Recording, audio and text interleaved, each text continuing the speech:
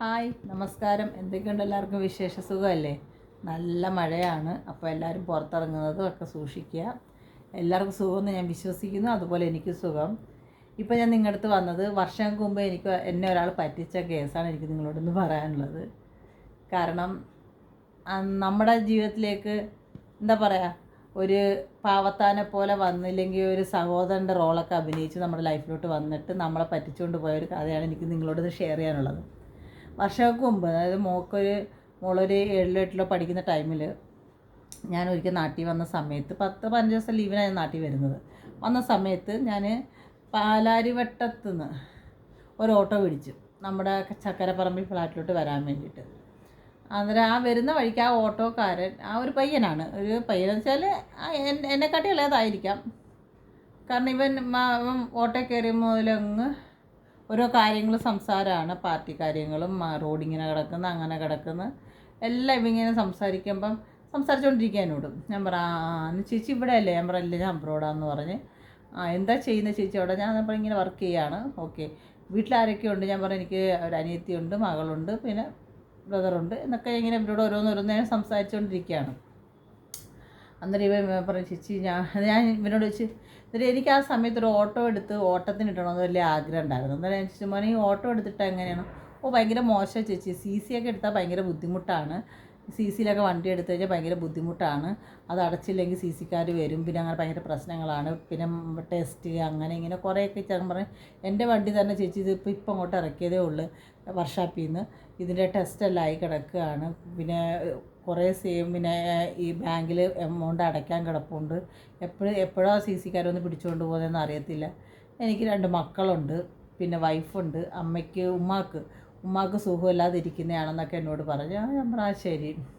ഞാനെന്നാ ഓട്ടോ അവിടെ ഇറങ്ങി ഒരു 10-50 രൂപ ചിലർ കൂടുതൽ കൊടുക്കുകയും ചെയ്തു. ചേച്ചി ഓട്ടോ ഉണ്ടെങ്കിൽ വിളിക്കണേ ചേച്ചി എന്ന് പറഞ്ഞിട്ട് അവൻ്റെ നമ്പർ എനിക്ക് തരികയും ചെയ്തു. ശരി, ഒരു ചെറുപ്പക്കാരനല്ലേ, ഒരു കുടുംബം നോക്കുന്നതാണെന്ന് വിചാരിച്ച് നമ്മൾ പുറത്തോട്ടൊക്കെ പോകുമ്പോഴേ ഈ പയ്യനെ വിളിക്കാറുണ്ട് ഓട്ടത്തിന്. അങ്ങനെ അങ്ങനെ നമ്മൾ എവിടെയെങ്കിലും പോകുമ്പോഴൊക്കെ ഈ ചെറുക്കനെ തന്നെ സ്ഥിരം വിളിക്കുന്നത്. അങ്ങനെ ഒരു 10 ദിവസത്തിനുള്ളിൽ ഒരു 7 ദിവസമെങ്കിലും ഞങ്ങൾ ഇവനൂടെ യാത്ര അവിടെ ഇവിടെയൊക്കെ പോയിട്ടുണ്ട്. അങ്ങനെ ഇരിക്കും ഇവൻ ഞങ്ങളൊരിക്കൽ ചേലമറ്റത്ത് ക്ഷേത്രത്തിൽ പോകാൻ വേണ്ടിയിട്ട് ഞാനും അമ്മയും കൂടി ഇവനെ വിളിച്ചു. ഞാനും അമ്മയായിട്ട് ഞങ്ങൾ ചേലമറ്റത്ത് പോയിട്ട് അന്ന് എൻ്റെ അടുത്ത് അവൻ ചോദിച്ചു ചേച്ചി എനിക്കൊരു കാര്യം ചോദിക്കണമെന്നുണ്ട് ചേച്ചി, വേറൊന്നും വിചാരിക്കരുത്, ചേച്ചിയുടെ കയ്യിൽ പൈസ ഉണ്ടെങ്കിൽ കുറച്ച് എന്നെ ഒന്ന് ഹെൽപ്പ് ചെയ്യുമോ? സ്കൂൾ തുറക്കാം, അന്ന് ഇതേണക്ക് സ്കൂൾ തുറക്കുന്ന സമയമാണ്. സ്കൂൾ തുറക്കാൻ പോകുന്നു, കുഞ്ഞുങ്ങൾക്ക് പുസ്തകമൊന്നും മേടിച്ചിട്ടില്ല, യൂണിഫോമൊന്നും എടുത്തിട്ടില്ല, പിന്നെ ഉമ്മാക്ക് സുഖമില്ലാത്തതാണ്, അതുകൊണ്ട് അവർ ചെക്കപ്പിനൊക്കെ കൊണ്ടുപോകണം, പിന്നെ വീട്ടിൽ ഭയങ്കര ബുദ്ധിമുട്ടാണ് ചേച്ചി, ഇതിൻ്റെ CC അടയ്ക്കാനുണ്ട്, എനിക്ക് കുറച്ച് പൈസ തരണേന്ന് ചോദിച്ചു. ഞാൻ ചോദിച്ചു എത്ര രൂപ വേണ്ടതെന്ന് ചോദിച്ചു. അത് ചേച്ചി എനിക്ക് ഒരു 50,000 രൂപ വേണം, അത് ചേച്ചിക്ക് മാസം തോറും ഉള്ളതുപോലെ ഞാൻ ബാങ്കിലിട്ട് തരാമെന്ന് പറഞ്ഞു എൻ്റെ അടുത്ത് പറഞ്ഞു. ഞാൻ ആലോചിച്ചിട്ട് പറയാമെന്ന് പറഞ്ഞേ. ഉടനെ ഞാൻ വീട്ടിൽ വന്നത് സിസ്റ്റർ എൻ്റെ ഞാൻ സിസ്റ്ററോട് പറഞ്ഞിട്ട് ഇങ്ങനെ ഒരു കാര്യം പറഞ്ഞടി ആ ചെറുക്കൻ, നമുക്ക് ഈ ആൾക്കാർ സിമ്പതിയൊക്കെ ഭയങ്കര വിഷമമാണല്ലോ, ഇങ്ങനെ ഒരു കാര്യമുണ്ട്. എന്നാൽ അവൾ പറഞ്ഞ് കൊടുക്കടി, പാവം കുടുംബമൊക്കെ. അന്ന് വൈകുന്നേരം ഇവൻ്റെ ഫാമിലിയും കൊണ്ട് നമ്മുടെ വീട്ടിൽ വന്നു. പക്ഷെ ബോധ്യപ്പെടുത്താൻ വേണ്ടി വന്നതാണ് കേട്ടോ.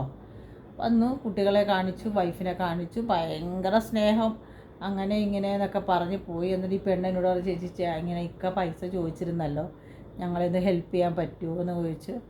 ഞാൻ നാളെ പറയാമെന്ന് പറഞ്ഞു. അങ്ങനെ ഞാൻ സിസ്റ്ററോട് സംസാരിച്ച് പിറ്റേന്ന് രാവിലെ ഇവനെ വിളിച്ചിട്ട് ഇവൻ പറഞ്ഞു ചേച്ചി എനിക്ക് തരുമ്പോൾ ഒരു 1,00,000 രൂപയായിട്ട് തരണേ ചേച്ചി എന്ന് പറഞ്ഞു. അങ്ങനെ എൻ്റെ അടുത്ത് പറഞ്ഞു. ഞാൻ രാവിലെ വിളിക്കാമെന്ന് പറയണേ.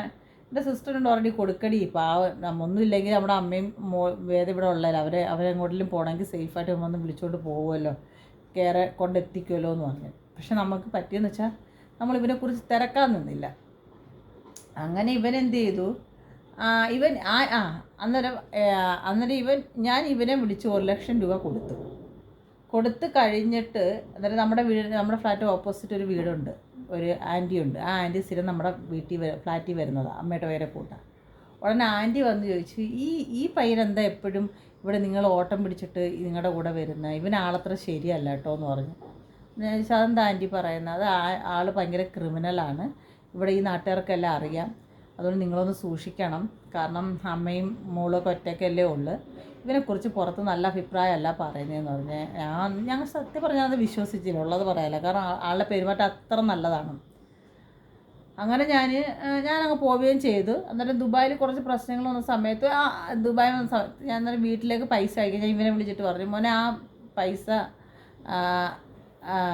ചേച്ചിക്ക് തരണേ. അതിനെന്താ ചേച്ചി, ഞാൻ തരാമല്ലോ. ഇവൻ്റെ വണ്ടിയുടെ ബുക്കും പേപ്പറും എന്നെ കൊണ്ടുവന്ന് ഏൽപ്പിച്ച് അന്ന് പൈസ വെടിയ സമയത്ത്. അതിനെന്താ ചേച്ചി, ഞാൻ തരാമല്ലോ എന്ന് എന്നോട് പറഞ്ഞ് തരാമല്ലോ എന്ന് പറഞ്ഞു. പുള്ളി അന്നേരം നമ്മുടെ ഇവിടെ ഈ എന്താ പറയുക, ഇവിടെ ഒരു നമ്മുടെ അവിടെ ഒരു മുക്കുണ്ട്. നമ്മുടെ ഏരൂര് കഴിഞ്ഞ് ലാസ്റ്റ് പോകുന്നൊരു പാലം കഴിഞ്ഞ് പോകുന്ന ആ ഏരിയയിലാണ് ഇവൻ്റെ വീടൊക്കെ. അവിടെയാണ് താമസിച്ചിരുന്നത്. ഒരു മുസ്ലിം പള്ളിയുടെ ഇതൊക്കെ ഇവൻ താമസിച്ചിരുന്നത്, അതായത് ചക്കരപ്പറമ്പ്. അന്നേരം ഇവൻ അങ്ങനെ ഞാൻ എന്ത് ചെയ്തു, പിന്നെ നാട്ടിൽ വന്ന് കുറച്ച് പ്രശ്നങ്ങളായ സമയത്ത് ഞാൻ എൻ്റെ കുറച്ച് ഗോൾഡ് കൊണ്ടുവന്ന് പണയം വെച്ചിട്ട് ഞാൻ ഇവനെ കൊണ്ട് പണയം വെപ്പിച്ചിട്ട് പറഞ്ഞു, മോനെ ഞാൻ ചേച്ചി കുറച്ച് പൈസ തരാം, അന്നേരം മോൻ ഇതെടുത്ത് അമ്മയുടെ കൈ കൊണ്ട് കൊടുത്തേക്കണമെന്ന് പറഞ്ഞു. ഇവനെന്ത് ചെയ്ത്, ഞാൻ നാട്ടിൽ തിരിച്ചു പോയ സമയത്ത് ഇവൻ ഈ ഗോൾഡ് എടുത്ത് ഇവനൊന്നുകൂടെ കയറ്റി വെച്ചു. അത് ഞാൻ ദുബായിൽ നിന്ന് അമ്മയെ വിളിച്ച് പറഞ്ഞു, അമ്മ ഗോൾഡ് ഒന്ന് എടുക്കണം. അപ്പോൾ അമ്മ അവിടെ ചെന്ന് തിരക്കിയപ്പോൾ പേപ്പർ നമ്മുടെ കയ്യിലുണ്ട്. ചെന്ന് തിരക്കിയപ്പോൾ എന്താ ഗോൾഡ് പിന്നെയും കൂട്ടിയാണ് വെച്ചേക്കുന്നത്. അങ്ങനെ ഞാൻ നാട്ടിൽ കയറി വന്നിട്ട് ഞാൻ ഇവനെയും കൊണ്ടുപോയി. ഞാൻ എൻ്റെ പൈസ കൊടുത്ത് ഫുൾ എമൗണ്ട് കൊടുത്ത് ഞാൻ ആ ഗോൾഡ് എടുത്ത് ഞാൻ എപ്പോൾ പൈസ തരുമെന്ന് വെച്ചു. ഞാൻ പറയും ഇങ്ങനെ അവധി പറയാം. അങ്ങനെ ഒരു ദിവസം ഇവൻ്റെ നമ്മുടെ വീട്ടിൽ വന്ന് സഹകരിച്ചിരുന്നുകൊണ്ട് ആ സ്ത്രീ അവൻ്റെ ആ വൈഫും മക്കൾ രണ്ടുപേരും അത് കഴിഞ്ഞ് നമ്മുടെ അത് കഴിഞ്ഞാൽ ഇവൻ്റെ വീട്ടിൽ പോയി ഞാൻ ഇങ്ങനെ അമ്മയും ഞാനിവിടെ പോയി പൈസ ചോദിച്ചപ്പം ഇവൻ്റെ ഉമ്മ വയ്യാതിരിക്കുന്നൊരു സ്ത്രീയാണ്, ചക്കരെ തേനെ പാലേനൊക്കെ വിളിച്ചിരുന്ന സ്ത്രീ ഒറ്റ അടിക്കങ്ങ് ആൾ മാറിയിട്ട് എന്തൊക്കെ പറയാൻ പറ്റുമോ അത്രയും വൃത്തികേട്. നമ്മുടെ കയ്യിൽ നിന്ന് പൈസ മേടിച്ചിട്ട് അത്രയും വൃത്തികേട് ആ വയ്യാത്ത തള്ളയും അവൻ്റെ വൈഫും കൂടെ അങ്ങ് പറയുക. കാരണം ഈ ലോകത്ത് നമ്മൾ ഒരു രൂപ ഒരു മനുഷ്യനെ സഹായിക്കരുത് അന്ന് മനസ്സിലാക്കിയതാണ്. കാരണം നമ്മുടെ പൈസയുടെ പുറത്ത് ഒരു ദിവസങ്ങളിൽ അവർ ജീവിച്ചവരാണ്. എന്നിട്ട് ഇത്രയും വൃത്തികേടുകൾ ആ സ്ത്രീയും ആ സ്ത്രീയുടെ അമ്മയും ആ വൈഫും കൂടെ ഞങ്ങളെ പറഞ്ഞു. അന്നേരം ഞാൻ ഇങ്ങനെ പുറത്ത് വീണ്ടും ഇവനെക്കുറിച്ച് അന്വേഷിച്ചപ്പം ഭയങ്കര ഫ്രോഡാണ് ഇവൻ. അന്നേരം എനിക്ക് പേടിയായിപ്പോയി, മോളൊറ്റയ്ക്കാണ്. എന്നിട്ട് ഞാൻ സൂര്യ തമ്മിൽ പോയത് പോട്ട്, ഇനി ഇവരായിട്ടുള്ള ഒരു ബന്ധവും വെക്കുകയും വേണ്ട, പൈസ ചോദിക്കുകയും വേണ്ട, മുജീബ് അങ്ങനെ എന്തോ അവൻ്റെ പേര്, തിരക്കുകയും വേണ്ട, ഇടിക്കുകയും വേണ്ട, വിട്ടേക്കെന്ന് പറഞ്ഞു. കാരണം ഞാൻ അധ്വാനിച്ചുണ്ടാക്കിയതാണ്. കാരണം ഒറ്റയ്ക്ക് ജീവിച്ച് കഷ്ടപ്പെട്ടുണ്ടാക്കിയ പൈസയാണ്. അങ്ങനെ ഞാൻ പിന്നെ ഈ ഒരു പൈസയുടെ കാര്യത്തിൽ ഞാൻ അമ്മ പറയുമ്പോഴും സോനു പറയുമ്പോഴൊക്കെ ഇപ്പോൾ വിട്. കാരണം എനിക്ക് പേടിയായിപ്പോയി. കാരണം ഇവരൊക്കെ അറിയപ്പെടുന്ന രീതിയിലുള്ള ടീമുകളാണ് ഇവിടെ എറണാകുളത്ത്. അന്നേരം ആ ഒരു ശരിയല്ല കേട്ടത് മൊത്തം ബാഡാണ്. ഈ 1 ലക്ഷം രൂപയുടെ പേർക്ക് വേണ്ടി നമ്മുടെ ഇത് കളയണ്ടല്ലോ എന്ന് വെച്ചിട്ട് ഞാൻ ആ 1 ലക്ഷം രൂപ കളഞ്ഞു. ഞാൻ നാട്ടിൽ വരുന്നതിന് മുമ്പ് ഒരു വർഷങ്ങൾക്ക് ശേഷം ഞാൻ അറിയുന്നത് ഈ പുള്ളി ഒരു ആക്സിഡൻറ്റിൽ മരിച്ചു എന്ന്. ഇപ്പം നിങ്ങൾ വിചാരിക്കും ഒരാൾക്ക് മരിച്ചു എന്ന് പറയുമ്പോൾ നമ്മൾ ഇത്ര സന്തോഷിക്കുന്നത് എന്താണെന്ന്. കാരണം ഞാൻ വേറൊന്നും കൊണ്ടല്ല പറയുന്നത്, ഒരു ലൈഫിൽ ഒരു ആളെ പറ്റിച്ച് ഒന്നും നേടാൻ പാടില്ല. കാരണം ഞാൻ അയാൾക്ക് ഇന്നും അയാളെ അടക്കിയിരിക്കുന്ന ചക്കരപ്പറമ്പ് പള്ളി ആ പള്ളിയിലാണ്. പക്ഷെ ഇന്നും പറയാണ്, ഞാൻ അതിലെ പോകുമ്പോഴൊക്കെ ഞാൻ എൻ്റെ മനസ്സുകൊണ്ട് ഞാൻ അയാളെ വെറുത്തിട്ടാണ് പോകുന്നത്. കാരണം വേറൊന്നും കൊണ്ടല്ല പറയുന്നത്. കാരണം ഒരു സ്ത്രീ ഒറ്റയ്ക്ക് ഉണ്ടാക്കിയ ഒരു പൈസയാണ്. കള്ളം പറഞ്ഞും ആ കാപട്യം കാണിച്ചും ഭാര്യയും കുട്ടികളെ പറഞ്ഞില്ല, ഭാര്യയും എല്ലാം കൂടെ വന്ന് നമ്മുടെ കയ്യിൽ നിന്ന് മേടിച്ചെടുത്ത പൈസയാണ്. ആ പൈസ ഇവർക്ക് ഒരിക്കലും എന്തത്തില്ല. കാരണം അവരും അങ്ങനെ ഒറ്റപ്പെട്ടില്ല ലൈഫിൽ. കാരണം ഒരാളെ പറ്റിക്കാൻ നിന്ന് കഴിഞ്ഞാൽ ദൈവം അത് കണ്ടുകൊണ്ട് നിൽക്കും. എവിടെയെങ്കിലും ഇട്ട് ദൈവം അത് കൊടുക്കും എന്നുള്ള സത്യം തന്നെയാണ്. ഈ മുസ്ലിങ്ങളുടെ രീതിയിൽ എന്തോ ഒരു മയ്യത്ത് വെക്കുന്ന സമയത്തുണ്ടല്ലോ, അന്ന് അവർ ചോദിക്കുമല്ലോ ആർക്കെങ്കിലും കടം കൊടുക്കാൻ പൈസ തരാനുണ്ടോയെന്ന്. എനിക്ക് തരാനുണ്ട്, സത്യം തന്നെയാണ്. ഞാൻ ഇന്നും അയാൾക്ക് അതിന് മാപ്പ് കൊടുക്കില്ല. കാരണം ഞാൻ അത്രയ്ക്ക് ഒറ്റയ്ക്ക് കഷ്ടപ്പെട്ട പൈസയാണ്. സ്നേഹം നടിച്ച് നമ്മുടെ വീട്ടിൽ വന്ന് അവരുടെ ഇല്ലായ്മകൾ പറഞ്ഞ് നമ്മുടെ മേടിച്ചിട്ട് പോയിട്ട് നമ്മുടെ ഇന്നും ഈ ഒരു രീതിയിൽ അവർക്ക് ദൈവം ആ ലെവലാക്കി കൊടുത്ത് എൻ്റെ ലൈഫ് ഒറ്റയ്ക്ക് എങ്ങനെ ജീവിക്കണം അതുപോലെ അദ്ദേഹത്തിൻ്റെ വൈഫിനും അങ്ങനെ ദൈവം കൊടുത്തു ആപ്പ്. അതാ പറഞ്ഞത്, കൊടുത്താൽ കൊല്ലത്തും കിട്ടുമെന്ന് പറയത്തില്ലേ, അതാണ്. അത് ഒരാളുടെ മരണത്തെക്കുറിച്ച് പറഞ്ഞിട്ട് ഞാൻ സന്തോഷിക്കുകയല്ല. കാരണം നമ്മുടെ കഷ്ടതകളിലാണ് നമ്മൾ ഒരാളെക്കുറിച്ച് ഓർക്കുന്നത്. നമ്മുടെ ബുദ്ധിമുട്ട്, അവരുടെ ഒരു ബുദ്ധിമുട്ട് വന്ന സമയത്താണ് നമ്മൾ പൈസ കൊടുത്തത്. തിരിച്ച് നമുക്കും ആ പൈസ തരേണ്ട ഒരു മാന്യതയും അന്തസ്സും അഭിമാനവും ഇല്ലേ? കാരണം ഒറ്റയ്ക്ക് ജീവിക്കുന്ന സ്ത്രീയായിരുന്നു ഞാൻ. എന്നെ പറ്റിച്ച് പൈസ മേടിച്ചപ്പം അതവർ അന്നത്തെ ഒരു ദിവസമായാലും രാജാവിനെ പോലെ ജീവിച്ചില്ലേ? അന്നേരം അതിന് ദൈവം മാപ്പ് കൊടുത്തിട്ടില്ല.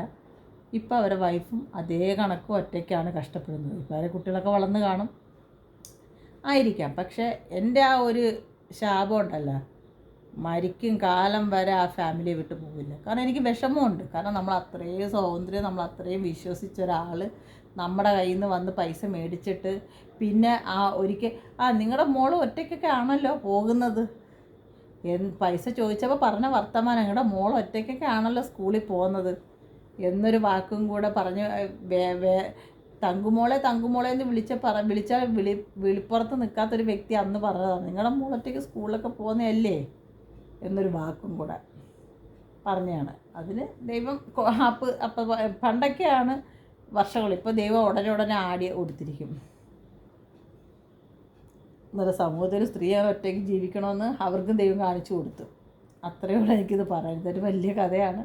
പക്ഷെ ഇന്നും ഞാൻ ആ വ്യക്തിക്ക് മരിച്ചു പോയെങ്കിലും ഞാൻ മാപ്പ്, കാരണം എൻ്റെ മനസ്സിൽ ആ വ്യക്തി മരിച്ചു എന്ന് കണ്ടപ്പം ഉള്ളിൻ്റെ ഉള്ളിൽ ഞാൻ പോലും അറിയാതെ ഒരു ഇത് വന്നു. കാരണം സന്തോഷം പോലെ എനിക്ക് തോന്നി. കാരണം വേറൊന്നും കൊണ്ടല്ല, അത്ര അഭിനയിച്ചതാണ് ലൈഫിൽ. അതാ പറഞ്ഞത്, നമ്മൾ ജീവിച്ചിരിക്കുമ്പോൾ കാണുന്ന തെറ്റിക്കുന്ന തെറ്റുകളുണ്ടല്ലോ, അത് മരിച്ചാലും മാറില്ല.